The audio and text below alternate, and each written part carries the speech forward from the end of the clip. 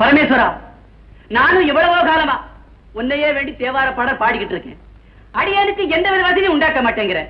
உனக்காகத்தானே 10 வருஷமா இந்த தேவாரத்தை கஷ்டப்பட்டு கத்துக்கிட்டேன். அப்படி இருந்தும் எனக்கு நீ நல்லது செய்யல. உன் கோயிலுக்கு நான் பாடணுமா? பாட மாட்டேன், நிச்சயமா பாட மாட்டேன். இனிமே உன் கோயில்ல தேவார பாட்டு கேட்காது, நிச்சயமா கேட்காது, கேட்கவே கேட்காது. கோயில்ல இனிமே தேவாரம் கேட்காதா? கேட்டா நீ தேவாரம் பாடுறது எவன்டா கேட்டான்?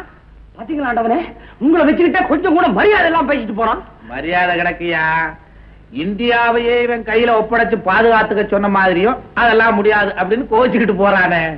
ஏன் பூசாரி, 10 வருஷமா இவனை வேலை கத்துக்கிறாம தேவார எவையா கத்துக்க சொன்னான்? எது சொல்லவோ அதை கத்துக்க வேண்டியது, அப்புறம் என்ன வந்து திட்ட வேண்டியது, இதே வேலையா போச்சு. அவங்க ரொம்ப பெருசா முற்று வந்த முனிவன் மாதிரி ரயின்னு போனானே. ஏன் சாமி, முற்று திறந்தவர்னா என்னங்க அர்த்தம்? தெரியாதா? தெரிஞ்சா கேப்பனுங்களா? சொல்றேன் கேளு.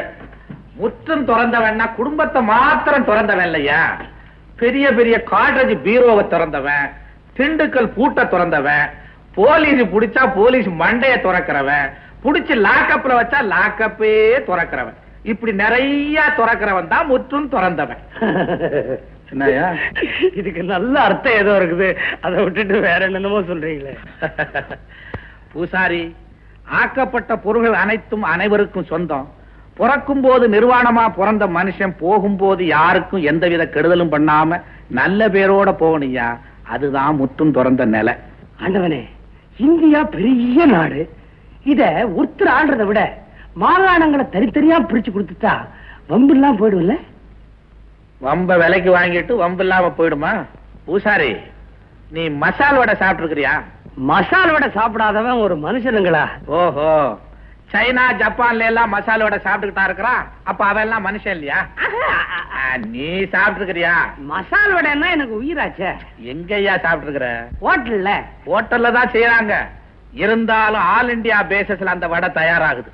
இந்தியாவுல உள்ள 62 கோடி கரங்கள் அந்த வடையில பட்டிருக்கு. மசால் வடை இல்லையா? என்ன மண்டை இல்லையா? மசால் வடை செய்யறதுக்கு என்னென்ன தேவை சொல்லு பாப்போம். மசால் வடை செய்யறதுக்கு முக்கியமா கடலைப்பருப்பு. அது எந்த மாகாணத்துல விளையுது? மகாராஷ்டிரா. துவரம் பருப்பு மத்திய மாகாணம். கடுகு கல்கட்டா. வெங்காயம் பச்சை மிளகா ஆந்திர பிரதேசம். எண்ணெய் குஜராத். எரி கட்டை அது ஒரு மாகாணம். இருப்பு சட்டி ரூர்கேலா. அரிகரண்டி விலாய். அரவ மாஸ்டர் ராமநாதபுரம். சரக்கு மாஸ்டர் திருவனந்தபுரம். Hotel master உடுப்பீங்க.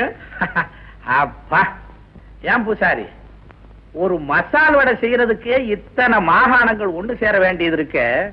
நீ மாகாணங்களை பிரிச்சு கொடுத்துட்டா மசால் வடை எப்படி சாப்பிடுவ? இத்தனூண்டு மசால் வடைக்கு அப்புறம் நீ இந்தியா பூரா நாயா அலையணும். ஆகையினால பூசாரி, பிரிவினைங்கிறத நாட்டுல மாத்திரம் இல்ல, வீட்டுல கூட பேசாத. அது ஒரு அபாயகரமான விஷயம்.